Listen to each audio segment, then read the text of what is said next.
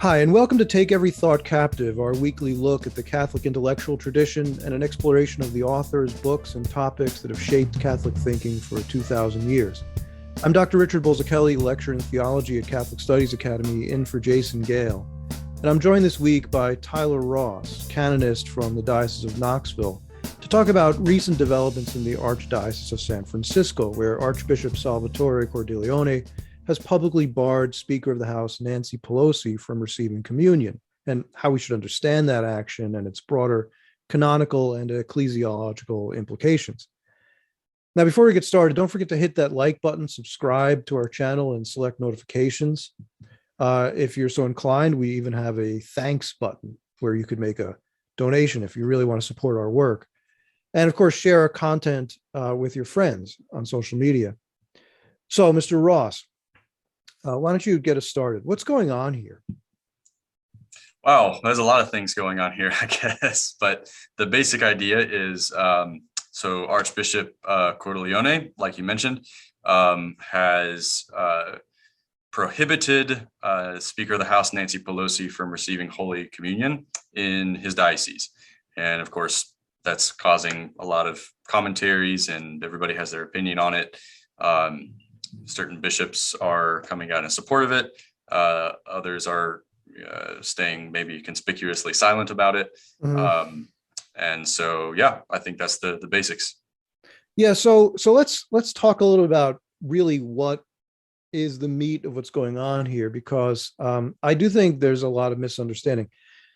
Before we get into, the inane sort of comments that you get from the the self-appointed pundits on the question, there are a lot of intelligent people, I think, who don't fully understand what actually this action involves. Mm-hmm. And that's understandable because most people aren't canon lawyers, and this is kind of a legal question. I'm a theologian. I know a little bit about canon law, but I'm not a specialist in canon law.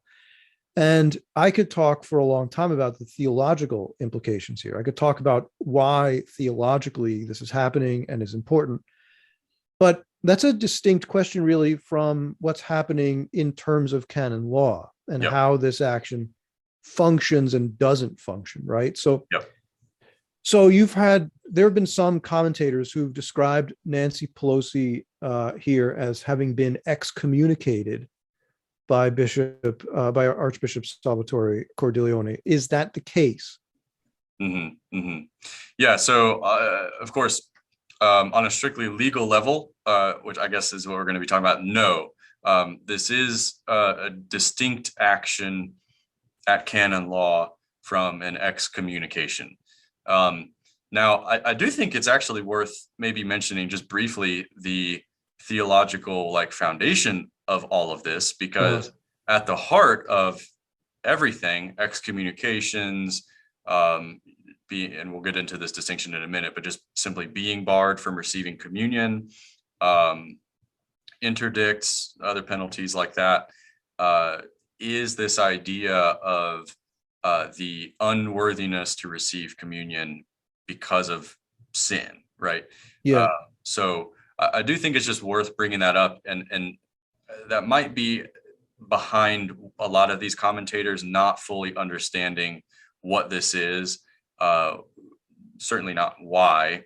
Most Catholics don't even know why this might be the case. So let me pause right there for a second, because I'll play the devil's advocate here, right? Okay. Sort of the devil's advocate, I guess. Aren't we all unworthy to receive communion? What kind of unworthiness are we talking about here? Yeah. Well, we say at Mass, right? Lord, I am not worthy that you should enter under my roof, but only say the word and my soul shall be healed. So I think there is this element of unworthiness, no matter what, state we're in. But at the same time, we do recognize that grace both heals, right, and elevates. So only say the word and my soul shall be healed. So those of us whose soul is healed by grace through repentance and faith and the sacraments, there is a sense actually in which those souls are worthy to receive the Eucharist, and are conformed already in virtue of other sacraments to the divine life, in a way that souls that are persistent in sin, especially even if they have just committed one mortal sin, are not conformed to the life of grace. And as we read also from St. Paul, will eat and drink condemnation unto themselves by receiving Holy Communion, which makes sense too. Like, when the sinner, the person dead in sin, when they go to God, and they're unrepentant in their sin, God is not their life, right? I mean, in an objective sense, he is, but you see what I'm getting at here, right? Like, Yeah. God works unto their judgment, not unto their salvation. So there are important distinctions, right? Yeah. And I think, it's one of those times when you got to think of that scholastic adage, never deny, seldom affirm, always distinguish, right? Yep. So, yeah, I mean, somebody could object that we're all unworthy. Why are you bringing this up now in this particular case? Well, from a canonical point of view, right, there's a sense in which we're using the term unworthy. Yeah. That is distinct from the kind of unworthiness that we would all face as mere creatures approaching God.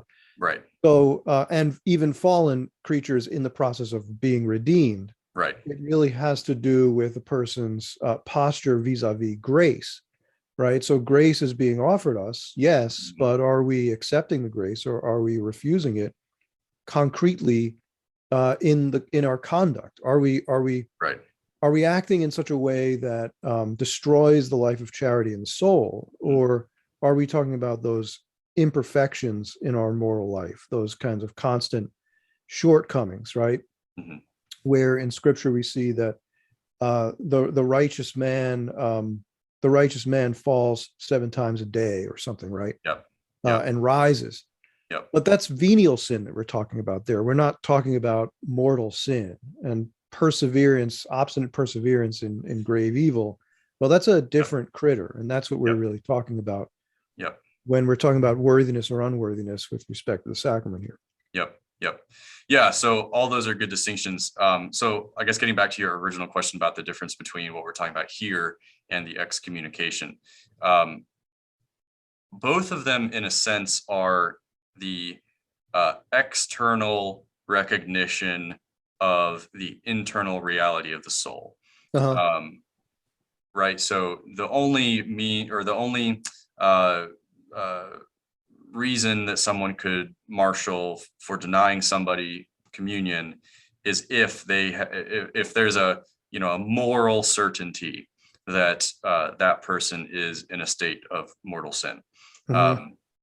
So both apply there, but an excommunication, just to get more into the nitty-gritty, that specifically is a penalty, where somebody has committed a named offense and is now barred from the physical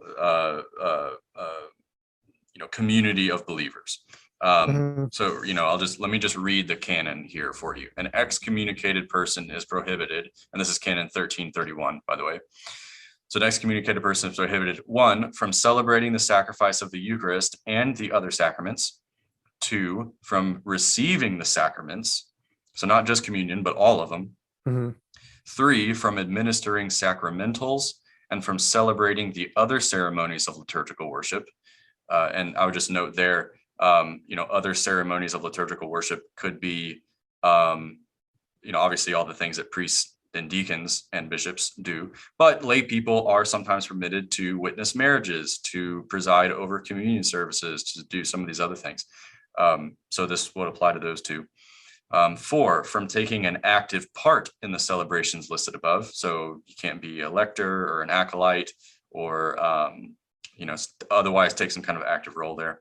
5, from exercising any ecclesiastical offices, duties, ministries, or functions. And 6, from performing acts of governance. So it's pretty wide reaching, right? That if you're excommunicated, all these 6 things are just all the ways in which you are no longer able to participate in the Yeah, church. you're And it's essentially kind of treated as a comprehensive. non-Catholic, right? Yeah, you're essentially treated as a non-Catholic, right? And then usually the way that is remedied is just by a confession and going to the proper minister. So usually a bishop or a priest, and they will draft a document saying the excommunication is lifted. So it's like it's a formal procedure to excommunicate you, a formal procedure to recommunicate you, and there's defined things that you are no longer able to do if you're excommunicated. So some excommunication, right? So excommunication would be reserved to the bishop or to the pope, right? Yeah. So and it's interesting. A local bishop does have the authority. Am I right? Yep. In the Catholic Church to excommunicate someone. Yeah, absolutely. Yeah, and I need to brush up on the newly revised penal law section. But if I'm not mistaken, there's even leeway in there for the bishop to excommunicate somebody for reasons that he deems, worthy, right? Like he can just decide you did something bad, whatever it might be, and I'm going to excommunicate you. Now the person can have recourse against that if it's on the local level. But if it's something stated in the universal law, then it's probably going to get upheld. It's probably going to get upheld, yeah, because the bishop still has to impose it, and so they can resist the imposition of the penalty, but they can't contest whether the thing is an excommunicable offense. So. But it's interesting too, because there are two different kinds of excommunication as well. There's the latae sententiae excommunication, which people, if you read Catholic things, may or may not be familiar with. It's the more commonly talked about of the two. And that one is basically, it's the automatic excommunication is what that is. So you do the thing and you are excommunicated.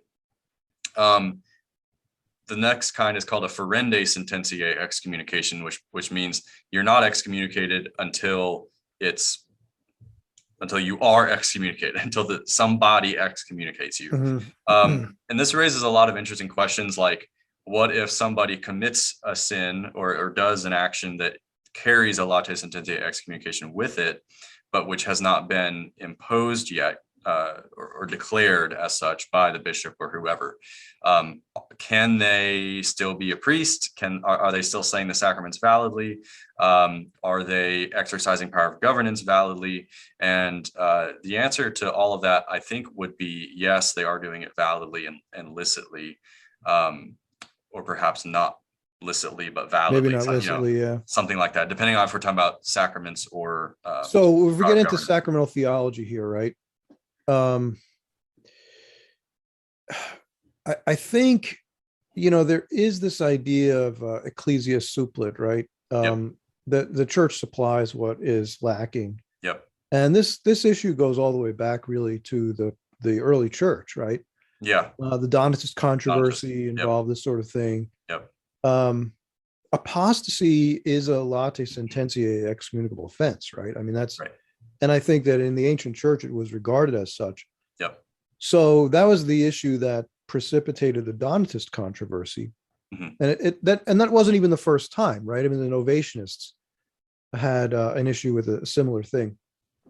The people abandoned the faith under threat of persecution, and then they kind of repented and wanted to assume their ministry again.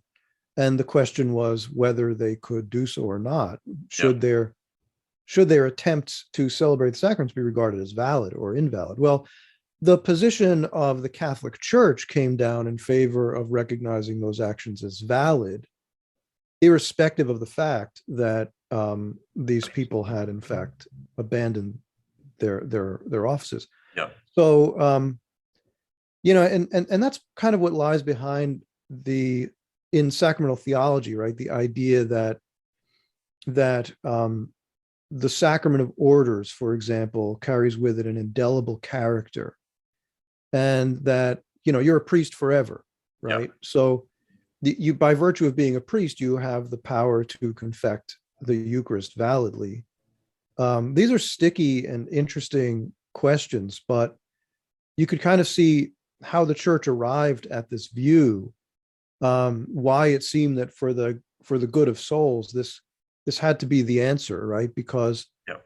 otherwise, there would be all these people not receiving sacraments from priests who, in their hidden lives, were actually not in communion with the church. Yeah. How we don't, there's no way we could possibly know, right, with any sort of moral certainty that this or that priest, particularly in cases where you've got real social problems, right, where, like, for example, in Germany, many of those guys are heretics, as far as I could tell. And are the faithful actually receiving sacraments from them? Well, I think the church is going to say yes. Yes. But fruitfully, I guess, is another question. And yeah, anyway, don't want to get Well, the priest, I mean, the priest might be sinning even as he celebrates the sacrament, right? Because he's doing it unworthily. Yeah. He's not permitted to do it because, in fact, he's excommunicate or something. Yeah. But this is late sententia excommunication, though, right? That's invisible to the average person unless we actually saw the deed or know what it was. Right? You could perform such an offense and no one knows but you and God. Right. So that's the basic distinction here between the late sententiae and the ferende sententiae, is that it's at the level of conscience. It places the onus on the offender to return of his own accord, almost, because it is between him and God. If he knowingly does something occult, hidden, that is an excommunicable offense, and then repents, well, he could do that without suffering the canonical effects of excommunication. So it's kind of the way I see it. It's to get him or her to repent without sacrificing what might be there of good order in the church on a canonical level. Right. So but we're dealing with a different beast here with Pelosi and Canon 915, which is prohibiting somebody simply from receiving communion. So to say nothing of power of governance, to say nothing of other sacraments, of what were some of these other things?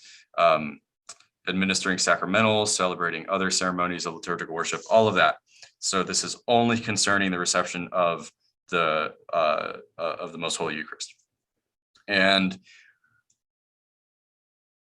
I also would just want to make a tangential comment here too about what happens when we do sin mortally. Just as a tangential thing, I really see mortal sin as its own kind of excommunication, right? You are not physically, right? Because you can commit a mortal sin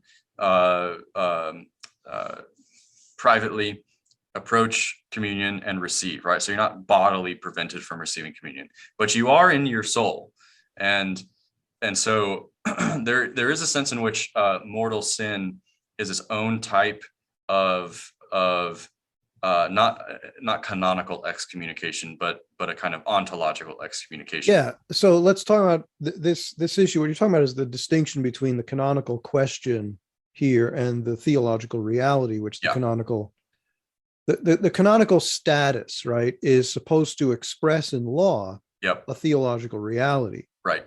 And so in a manner of speaking, right, now, I'm not going to say this is in the full and perfect sense, but in a manner of speaking, mortal sin does render a person excommunicate, right, in that the person is morally unable to receive communion in the church, right? And in fact, his heart is out of communion with the church. Yes, that's the thing I was going to point out. Yep. However, this is a really important distinction too, though, right? There's a reason why the canonical status of this person goes unaffected, because because here there's a sacrament to fix this problem, right? I mean, we have the sacrament of reconciliation to address precisely this problem in people's lives. Right. And if a person were formally excommunicated, he wouldn't be able to approach that sacrament. Right. Any sacrament except for confession in the proper circumstances, right? Like usually the lifting of the excommunication is reserved to certain people. Right. Now, it might be the case that the bishop has given the authority to all priests of the diocese or something to lift the excommunication. But nonetheless, it's not just a simple go to anybody you want. What I wanted to point out was that what you said about confession being the remedy for this sin is it's got that dual purpose there where you're being reconciled spiritually to God, but also externally to the community, which is one reason why it's the visible priest, right, in persona Christi, who is doing it. And so the canonical censure of excommunication is just part and parcel of this whole idea. It's a lining up of the physical with the invisible. But Canon 915 is a little bit different. It's still within this realm of aligning the visible with the invisible, but it's almost a stepping stone, I would say, on the way to excommunication. An excommunication itself, we call it a medicinal penalty, right? It's a penalty that is imposed to wake somebody up, right? When your kid does something wrong and you told him not to, but he did it anyway, you punish him.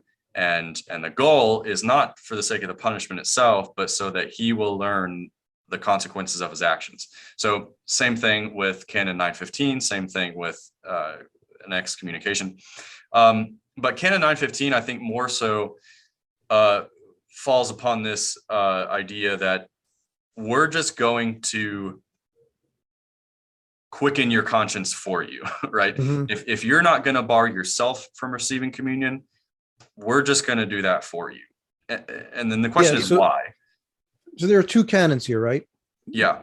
Canon 915 and Canon 916, right? And I think people often confuse these two. No, what tell us what those canons are. Yeah, well, yeah. So 915 is it says anyone who's excommunicated or interdicted, and an interdict is basically the same thing as an excommunication, 4 of the 6 things. So anybody excommunicated or interdicted, or anybody obstinately persevering in manifest grave sin is not to be admitted to Holy Communion. Right. So those 3 categories of people. And then 916 is that nobody is let me just read the canon here for you. A person who is conscious of grave sin is not to celebrate Mass or receive the body of the Lord without previous sacramental confession, unless there is a grave reason and there is no opportunity to confess. In this case, the person is to remember the obligation to make an act of perfect contrition, which includes the resolution of confessing as soon as possible. So it's kind of this dual injunction to safeguard the integrity of the sacrament of the Eucharist from, obstinate sinners, as we all are at different times. So obviously the person who is who's obstinately promoting a grave evil as a good, right, which would be the case in question here. Yeah. This person cannot be understood to have made a perfect act of contrition. There's no presumption that such a person would have made a perfect act of contrition, right? Right. Especially if there are attempts at dialogue, attempts at reconciliation, through some extra sacramental means, changing the mind of the person. Like if all these attempts fail, then it can certainly be said to be obstinate. Yeah. Right. And actually Cordileone has been actively dialoguing with Speaker Pelosi for as long as he's been in office, right? I mean, and Speaker Pelosi has been promoting abortion from long before from long before Cordileone showed up. Yep. So, right. So he didn't take this action out of the blue, right? It wasn't Right. sort of what might be described as a capricious, Yeah. right, an arbitrary. Not if you've been decision paying that- attention. I mean, this is in Catholic circles, this has been a discussion that's gone on, well before I came into the game. And it's well, for some people, this was kind of out of the blue, kind of unjust. For a lot of us, we're finally ready to see it happen. I've been wondering why it hasn't happened already, right? Yeah. And actually, Yeah. but it has happened to, this or that person here or there, right? Here or there, but but but I not would on agree any with sort the of large people scale. who, And this is a pretty big fish Yeah. we're talking about. Yep, I would agree with a lot of the critiquers of this, who object to it because it's not consistently applied. I would say, yeah, maybe it's not consistently applied, so let's just apply it everywhere. It's what we're supposed to do, and it's for the Cardinal Burke soul. has been advocating for this for a long time, right? For this kind of thing. He wasn't naming anyone in particular, but back in 2007, he published a really great article, really informative article on this question. And he was responding actually to attempts that had been made a few years earlier than that to codify in American Episcopal policy, right? The treatment of politicians who publicly advocate for abortion, and the other thing that was mentioned was euthanasia. And Burke there were people on both sides of that question in the episcopate, and Burke was arguing that historically this question is open and shut. It's very clear, and so I kind of, as it just goes to show you how far back this goes. We're now in 2022 as we record this. Burke's article was 2007, and he's reaching back to a discussion that was live in 2003, and that didn't come out of nowhere, right? I mean, that itself goes back quite a long time. Yep. So what can we say about the historicity of this question? Like, what this idea of barring people from communion for obstinate perseverance in manifest grave sin? I mean, it's as ancient as the New Testament, right? Let whoever eats and drinks the cup unworthily eats and drinks condemnation, right? So there's the seeds of this idea even in Scripture. There is this sense of unworthiness to receive, and which carries with it the injunction upon the minister of the sacrament to not give it to people who are in such a state of soul. But I mean, we see it pop up throughout history. I mean, there are every canon of every council with anathemas attached to it is a way of not receiving Holy Communion.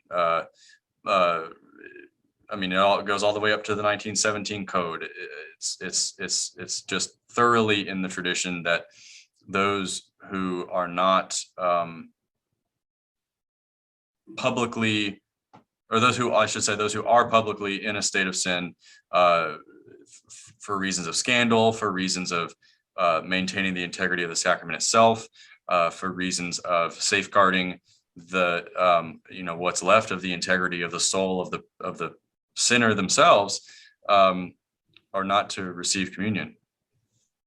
And certainly it's been a question in recent decades, especially in the United States. I mean, with Roe v. Wade, we call it Eucharistic coherence, right? The question of Eucharistic coherence. So it's been in the conversation, locally, for a long time. So, yeah, I mean, we see references to it in the Fathers of the Church, right? Yep. And I mean, really all through our tradition, both East and West, right? This is it's not even a uniquely sort of Roman Catholic problem. Yeah, by no means. Yeah. It's mentioned in Gratian, Gratian, right? Yeah, Gratian. And it was in the 1917 code, as you said, and also the wording was revised for the 1983 code, Mhm. but it's substantially the same point, right? Right. So right, this is not like a new development. And now here's the interesting part of this, right? The accusation is often made that the bishops are sort of like playing politics. They're letting their personal politics get in the way of their governance of the church or something like that. Yeah. But what's interesting about this issue is Canon 915 is routinely applied in cases of divorced and civilly remarried Catholics Mhm. who have not received a decree of nullity from the church regarding their Yep. first marriage. Yep. I mean, that's the canon that's implied, that's the canon that's used, right? Yep. So they're publicly, so what you've got here is a case, right, of a person who is obstinately persevering in manifest grave sin. Mhm.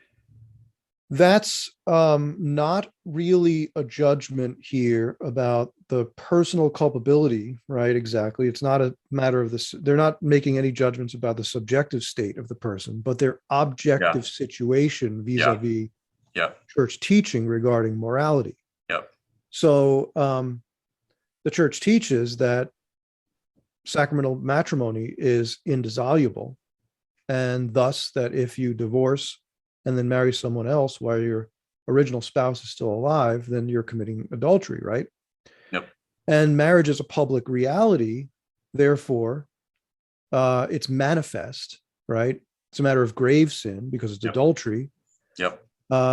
It's manifest, and it's obstinate perseverance because it's not the kind of thing that one does on one occasion, right? But that you live in this condition. Yeah.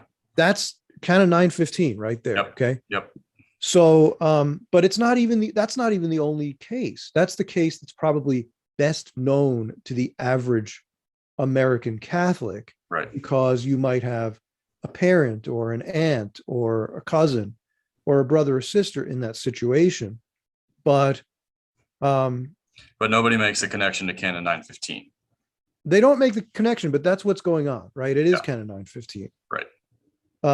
Now, historically, there were lots of other people who were implicated under that canon. The Canon 915 didn't exist as such until the Code of 1983, but what that canon expresses, right? There were actually many other categories of persons historically who've been lumped under that. Prostitutes, for example, or Yeah. usurers, right? People who lent money at usurious rates, Yep. or what was the other one? Drunkards, Yeah. right? People who would just party animals. I mean, they would be in that category. The list is pretty long, actually, of people who just live lives unbecoming Christians. Yep. And so the idea that a person, this is what I find kind of just interesting about the way people react to this. The idea that a public Catholic exercising a public trust would, in the exercise of that trust, promote objective grave evil as a social good, right? That doesn't tip the scale on Canon 915. I find that to be utterly mind-boggling. I can't understand how Yeah. you don't see that. Yeah. Well, I think it stems from, and you said it at the beginning of what you just said, is that people think that this is a purely political issue. And, I want to give credit where credit's due.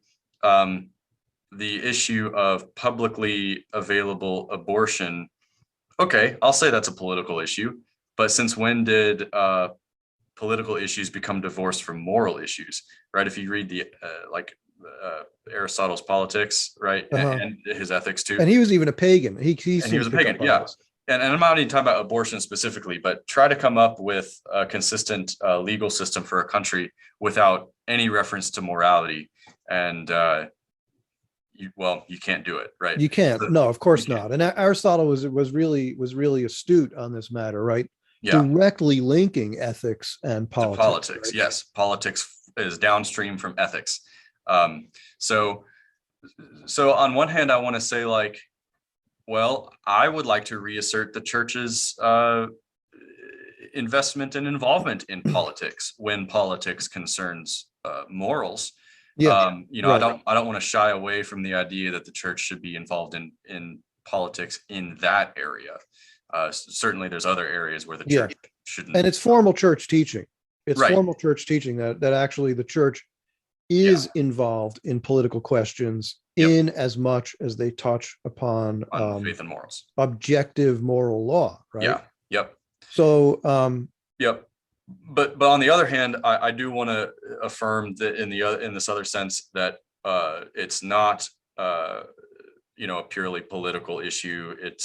We're talking about morality. We're not trying to talk about politics here. In as much it's as the you can fact that separate she's politics and using her morality. political position to advocate for something that's grossly immoral. Yeah. And to do so, it's not as if this is a subtle thing, right? It's not as if she's sort of making a concession to tolerate an evil or attempting to mitigate an evil. And in order to attempt to mitigate that evil, she has to sort of carve out a space for it to occur in some limited way, right? Mhm. Some limited and controlled way. That would be a different issue. And I think that's the place where, criticizing, it might be a little over the top, right? To take a person who is saying, look, I'm opposed to abortion. And, you could fill in the blank, could be some other moral issue, but I'm opposed to abortion. In our society, I see it as politically unrealistic to eliminate abortion. So what I think can be done is to create schemes that would kind of deter abortion substantially or make it much more difficult to have an abortion. But we have to create a legal structure in which that abortion that we can't completely eliminate from society is going to be contained. Yeah. Right? Well, that would be we say that about every civil law that condemns a moral law, right? So murder, okay, or theft. Nobody makes the laws against murder and theft who thinks that the law is going to prevent every occurrence of that evil, right? Nobody thinks that. So, so then what's the goal of the law? Well, to mitigate the effects of the evil that would otherwise occur, and to punish what you can, right? Where the evil occurs, so as to establish, so as to restore justice, right? Yes. Yep. So I would just affirm it's a political issue. And so what? Well, let's get the church into politics a little bit. Let's get and what's at issue here, though, in the political, I just want to be clear, what's at issue in this case is it's not an instance of a person trying as hard as they can to reduce the incidence of something terrible and saying that there's a limit to what we can accomplish in law, given the social realities in which we find ourselves. That's not what's happening. The social reality in which we find ourselves is far to the right morally of Speaker Pelosi, right, on this question. The average American, right, believes that abortion should be fairly strictly limited. Right. Now, the average American is not pro-life by my definition of pro-life. But the average American is certainly far less pro-abortion than Speaker Pelosi is. And therefore, what you've got in this particular case is someone who's attempting to push further in the direction of advancing this grave evil. That's what's really at stake here in the eyes of Archbishop Cordileone. And I would add to that too.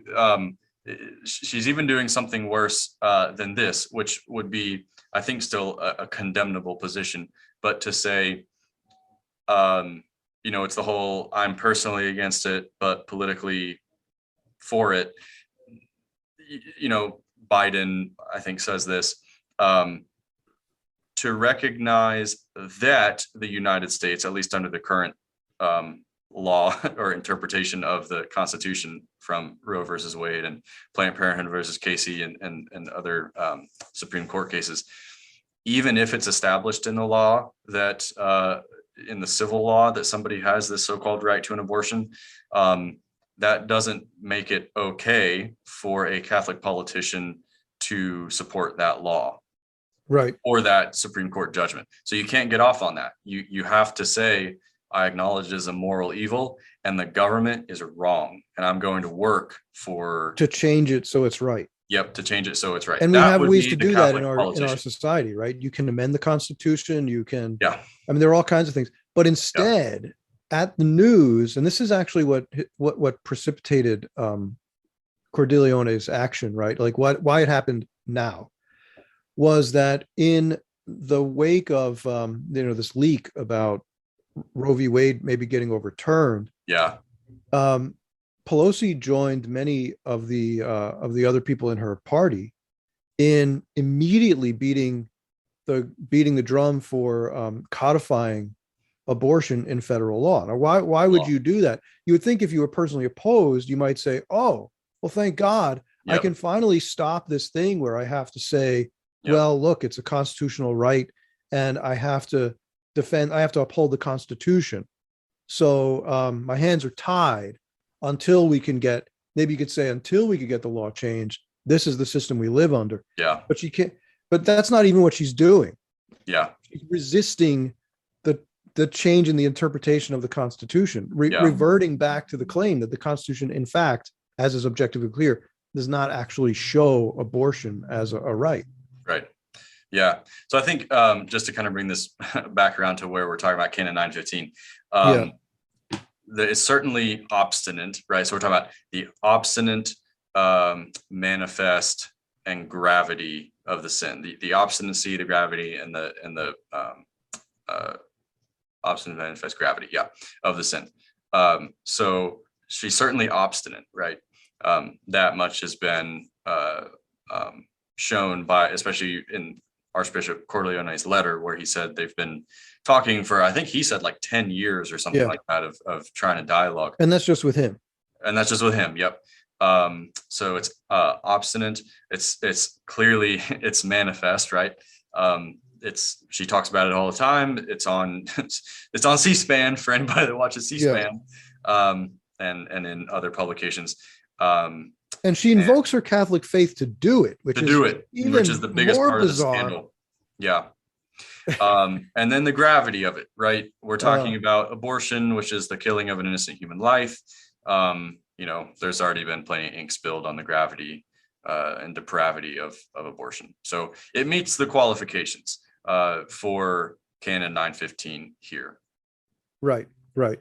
So, I mean, clearly it does. And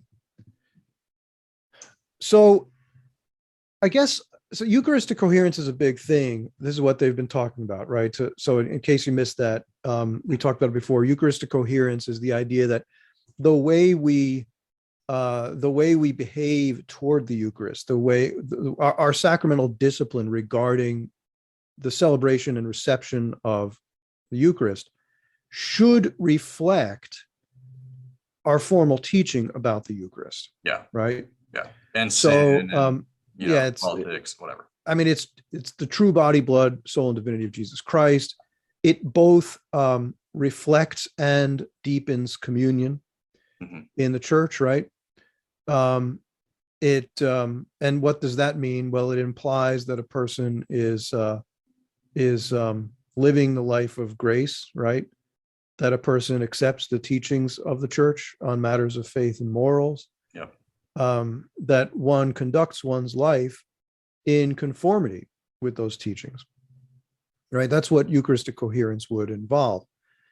And when we have Eucharistic incoherence, it creates scandal, right? Because it suggests to us either that the Eucharist isn't what we say it is, or that it doesn't do what we say it does, Yep. or that the thing being done in this case is not actually a sin. Yeah. Yeah, so that's one of the big reasons to invoke Canon 915 is scandal. And we've already mentioned some of the other ones too, like the safeguarding of the sacrament itself, the integrity of the sacrament, and the soul of the communicant, or as it were, the non-communicant.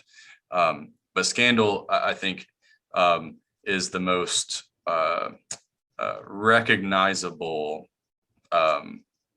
implication of all of this is we can't admit somebody to communion who everybody knows is not in communion. Yeah. Is the basic So let's pause for a second and talk about some of the idiotic commentary that's been going on out there. Is it the case, as some have implied, that that Cordileone just has no rights in this regard, that he's usurping an authority here that belongs only to the Pope? Yeah, that's interesting. That belongs only to the Pope, obviously not. I mean, the bishop is the vicar of Christ for his own diocese, right? His whole role is to safeguard all of the sacraments and to promote their integrity within his diocese. And so, no, the Pope, well, put it this way, the bishop exercises authority over you as your ordinary, right? Actually, in the law, he's called the local ordinary. Yeah, tell us what that means, because it's an interesting term, and you see it in canon law, but they don't define it. At least not like if you look it up in the back, it's like, what does that really mean? I don't know.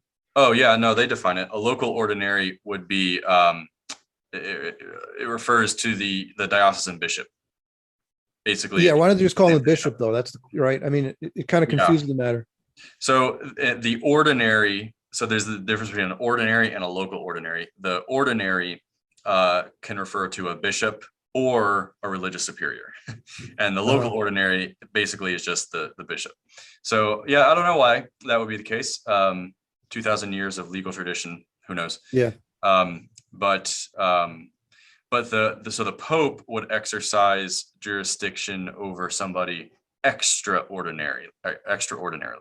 And so, it's not his immediate, in a sense, he does exercise his jurisdiction immediately, right? Not through another. But you see the distinction here is that the Pope exercising jurisdiction outside of his diocese is valid and licit and everything else, but it's a kind of extraordinary use of that power. So I would say the bishop, the diocesan bishop of wherever you are, and Cordileone in the case of Speaker Pelosi,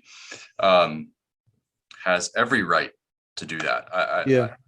I would love to maybe talk deeper with somebody who may have something more to say than that, but I just don't see how that objection can be maintained for very long. So let's go back to Vatican I here for a second, just to make this point sort of clear and correct. It's a tough question, a difficult one to understand. But what the document actually says in the First Vatican Council is that the Pope has universal, and it does say ordinary. It does say ordinary. Yeah. Yep. It does say ordinary, but universal, ordinary, immediate, and and he's, by virtue of his office as the universal pastor and teacher of all the faithful. Yeah. But not in such a way as to reduce the local bishop to a middle management position, right? That was clearly condemned in the controversies that arose due to really, sort of understandable misinterpretations of the document. Yep. But the church clearly rejected that view, that by saying this thing about the Pope, it means that the local bishop doesn't have any authority of his own. I think what you'd really say is that the local bishop exercises in his own church the authority that the Pope exercises over the universal church. And mutatis mutandis, but it's kind of hard to pin that down. I mean, because I think as a general rule that's true. That's true. And I think what I would say, just I didn't want to muddy the waters too much, but when the Pope exercises his ordinary jurisdiction outside of his own diocese, it's sort of like an extraordinary use of his power, right? Yeah. I'm trying to like thread the needle. I know what you're saying. You know what so I'm saying? basically you're saying that it belongs to him ordinarily to have the prerogative to intervene for the sake of the governance of the universal church. Yes. He has direct responsibility over all the faithful. Yeah. Right. For the good of souls. Yeah. You're as much a member of his flock as anyone else is. Yeah. And so if something catastrophically wrong is happening in your diocese, he has the authority. It's his ordinary authority to intervene in that case for the sake of the unity of the church and the good of souls. Mm-hmm. So, but that's a separate question from saying that's not saying, right, that the local ordinary doesn't possess authority, right, on these questions. Right. It's just a completely ridiculous criticism. Yeah, and it's never been the understanding of the church either that that the Pope is the one who gives the bishops their authority. It's in virtue of orders of their episcopal office. Right. Right. So let's think about the significance of this particular question. And we're getting a little long, so we'll bring it to a close here pretty soon. But I want to talk about the broader kind of cultural, historical, ecclesiological question. When it comes to bishops, this particular individual becomes a hinge point of a controversy that now has bishops taking sides with respect to this person, for or against this person, right? Mm-hmm. Some bishops have backed Cordeleone and said that they would also bar her from communion in their diocese. Now, as you've pointed out, right, she hasn't actually been formally interdicted or excommunicated, right? That's not the nature of this particular proclamation. Right. But nonetheless, he's made a case that Canon 915 applies to her. And so you'd think other bishops might look at this and say, oh, I agree, that case is pretty clear. We should be unified in our treatment of this particular person, right? But in fact, bishops have come down on different sides of this question. Yeah. So there's a lot of interesting things I think that could actually be said about this. There's sort of the ecclesiastical politic-y side to the question, but then there's also this idea that the canon actually is not directed to bishops. The canon, if you read it, let me read it just again here for us. Those who have been excommunicated or interdicted after the imposition or declaration of the penalty, and others obstinately persevering in manifest grave sin, are not to be admitted to Holy Communion.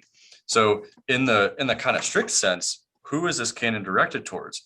Well, whoever happens to be administering communion at the parish you might be at. That's who actually it's directed to. Indirectly, it's directed to and I would say this more so applies to 916 that we read earlier, the person in question, right? The person who is persevering in manifest grave sin. But I think we read last year, maybe year before, some priest in South Carolina, I think it was, denied Joe Biden communion.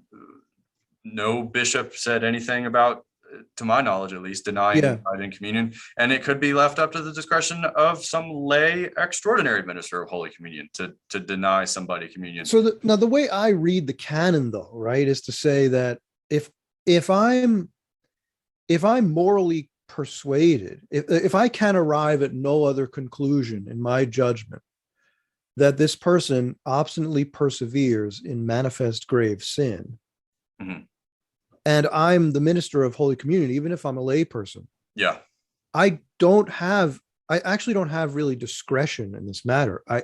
I'm actually obligated to withhold communion. That's the way I read the Yeah, canon. Is that an right. incorrect reading? Yeah, no, I think that's right. I think, like if you know, Joe Schmo was administering Holy Communion, and somebody who is obstinately persevering in manifest grave sin, whoever that might be, whatever the sin might be, were to approach his communion line, like on the side or whatever, at parishes that do that, and he were to refuse said person communion, canonically, I don't think he could be penalized for that. Now, maybe somebody would try. Practically, you probably would be, I bet. But I mean, I've heard of people getting thrown on the bus for this sort of thing. Sure. But yeah, I mean, I think. But the minister would have been in the right. My reading of the canon, is that's what he's got to do. Yeah. So here's the thing: is that this is one of the big differences between this and an excommunication. Mm-hmm. An excommunication is imposed on the offender. This canon is an injunction to the minister of communion to not give communion to somebody. And so what Archbishop Cordileone has done is he's made that judgment explicit, that private judgment explicit and public, and ordered the ministers of communion, whether ordinary or extraordinary, in his diocese to do the same. And he's within his powers as bishop to do that. And this is why then this is the confusing thing for, I think, a lot of people, including some intelligent commentators. Why doesn't this apply across diocesan lines? Why do you have to have bishops saying they're going to do it too?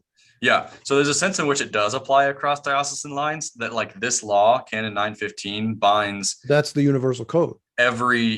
Binds every minister of communion in the Latin Rite. And I'm sure there's a corresponding canon in the Eastern Code that I didn't study, so I'm sure that's in there too. So it binds everyone.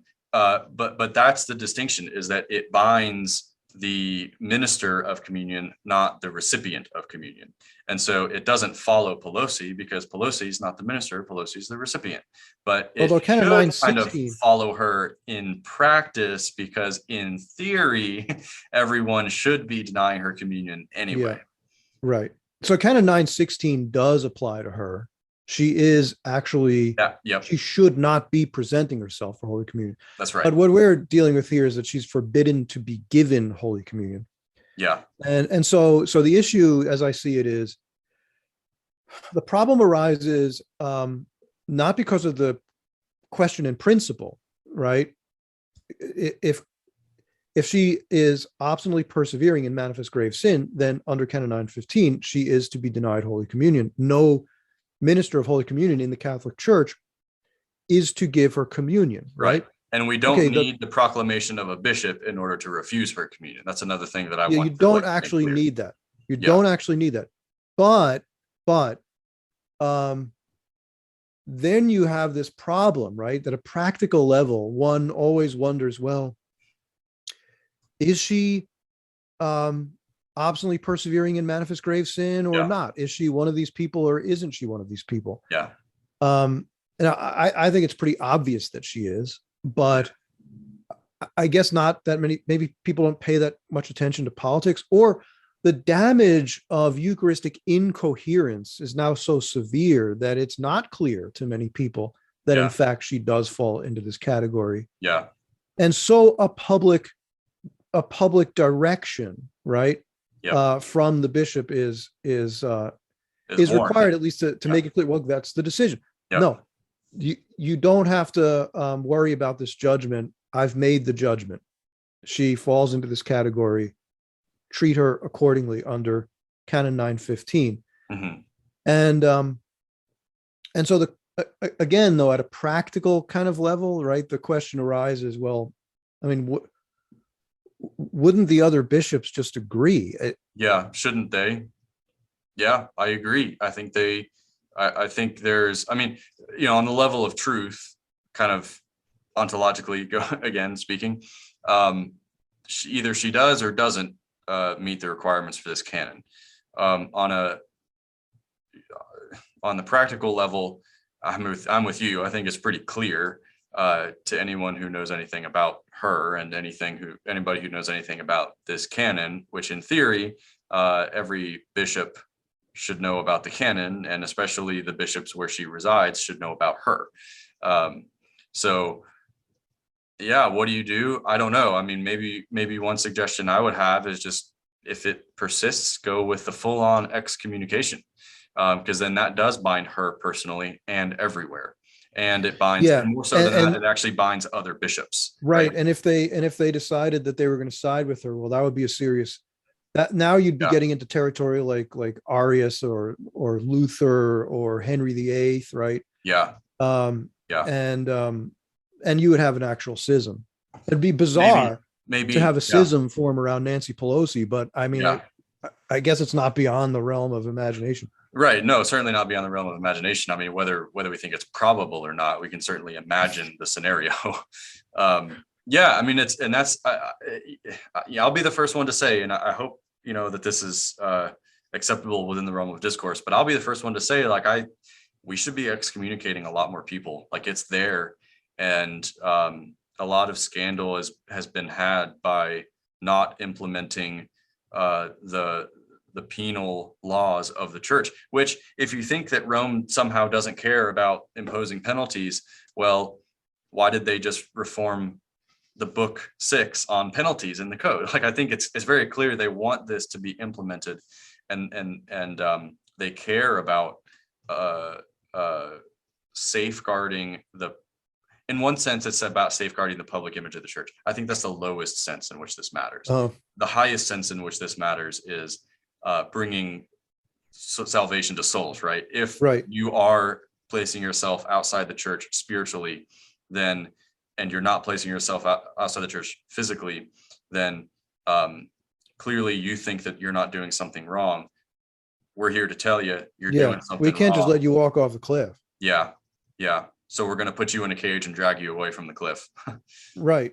So let me let you have some final thoughts here. I'm going to ask you to speculate, maybe. Okay. I don't want to put you on the spot or anything, but do you think this is maybe a tipping point? I mean, you have a very high profile person in this particular case. Do you think that maybe this is a watershed moment? What do you think is going to happen over the next several years with respect to this question of Eucharistic coherence? Yeah, that's a good question. I think unfortunately, in this respect, the church is in large part, especially the church in the United States, is in large part becoming divided along the same lines as the culture. Mm-hmm. So the culture is, and both kind of, in the culture at least, kind of in unvirtuous ways. We have this idea of, kind of paradigmatically, we've got toxic masculinity, and also we have the rise of kind of like a cultural androgyny, or like a false feminized masculinity. Where are the real men? So that's kind of one example of this shift to the extremes that I see in the culture. We have the radical right and the radical left, and the moderates are disappearing. I see that happening in the church, maybe in a little bit of a different way.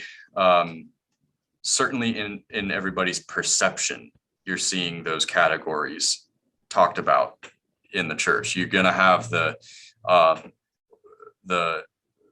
trads, like the rad trads, and then the modernists on it does seem as if people are being forced into sides on the German synodal way on the one hand, or a very traddy kind of alternative. But what I'm pointing out here is that, but it's more than that. It's like there's no there's no spectrum. It's just one half and the other half, and both halves are extreme. There's not quarters even. It's not like moderate right, moderate left. It's just you're far right and you just hate people, or you're far left and you hate people. Yeah, exactly. Hate people. Yeah. You want to murder babies and, whatever. So all the polemics. And so where do I see the church going from here? I do think it'll be part of a bigger watershed moment. Before we got on the recording here, we looked up the bishops who supported Coeur de Leon, and it was somewhere in the vicinity of 7, 8-ish. Yeah, I think there might be more than that, but I'm sure there's more that don't publicly say anything. The public ones, right? Yeah. And so unfortunately, that's kind of where we're at. It's like somebody does something that's mildly controversial, and then you get bishops who rally behind that guy, and you get bishops who rally against that guy. And that's true, I think, in the society as well as in the church, unfortunately. What I don't like about what you're saying, though, is that ends in schism. It does. Yeah, it does, because we're polarized. I mean, it's that. And I think to the credit of people in the church, let's say on the political left, they have this preoccupation with being divisive. Mm-hmm. And I do find that actually to be very interesting. Why this preoccupation with being divisive or with division? And some of it, I think, has to do with the fact that we want to present ourselves to the unchurched as coherent, as unified, which is a good thing, right? The biggest scandal in the church is all the divisions. I'm not talking about just within the physical Catholic Church today. I'm talking about all the different Christian denominations, mm-hmm. all of it. So I think we should be sensitive to division, but not at the expense of salvation, right? Because ultimately, what's going to happen on the last day? A big honking division. Well, people are going to be divided from, yeah. Right? Yeah. Those on his right and those on his left, right? Yep, exactly. And so, it's, this is a long rambling answer to a speculative question, but yeah, I think we're going to have to come to terms with it soon. Yeah, it seems to me too, right, that we have to come to terms with it soon. There is going to have to be some resolution to this. It cannot go on this way forever. Yeah, it will not go on this way forever. A house divided against itself cannot stand. It just won't go on this way forever. Sooner or later, there's going to be, the church is going to come together on it, or the church is going to divide over it. Yeah, and I just don't. I fail to see how it could be otherwise than that. Yeah. It's something that I pray for, and I think we all should. I think, part of this, what's causing this kind of division is, like I said, this is coming out of the 20th century. All these wars, all these humanitarian crises. And you get this, especially the older generation who has like clear memories of this, right? And I'm not even talking about the world wars necessarily anymore, even though those were big parts of it. I'm talking about like Vietnam, Korea, especially all these remnants of communism, fall of the Soviet Union, all these things. And then 9/11, 2001 was not too far along after that. So then now we have the wars on terror. So much division, right? Like actually horrible division, that caused so much death. And I think there is a sensibility that we need to have towards that. But I think it was lost. One thing that was lost in that was the right understanding of when to divide the wheat from the chaff, right? Like we shouldn't flippantly divide. We shouldn't, we should tailor what we say in an amicable and approachable way, whatever other adjectives you want to add to that. But division is real, right? Like there is a necessary... division is the default condition in the fallen world, right? Yeah. And the church exists to overcome that division. Yeah. So the idea that you would somehow accuse the church of being divisive just by upholding its constant teaching and tradition is just a bizarre. I mean, from a Catholic perspective, Yeah. it's bizarre. It's bizarre for two reasons. One, because it's not true in one sense, right? We are the organism of not division, but reconciliation. Right. Right. If you refuse this, you are refusing the one thing you're trying to seek. But on the other hand, to accuse the church of fostering division is, of course, kind of true, right? We, part Christ of, comes to bring a sword, right? yeah, Not peace, but a sword. yes, and on the last day, right? Like we have to preach division in order to get the message across, right? We're divided from God by the fall, and we're trying to make you not be divided from us on the last day, but you will be if you don't repent. Yeah, so right. Yeah, and then from that comes these excommunications and these Canon 915s, and as a way to get people back. Again, they just bring the canonical status in line with the theological reality. That's what's going on. Yeah. So, thanks for talking with us, and it's been a good. You're welcome. It's been a good conversation. Good. And so thank you all out there for listening, and again, don't forget to like and subscribe and do all that stuff. It really helps. All right. Have a great day.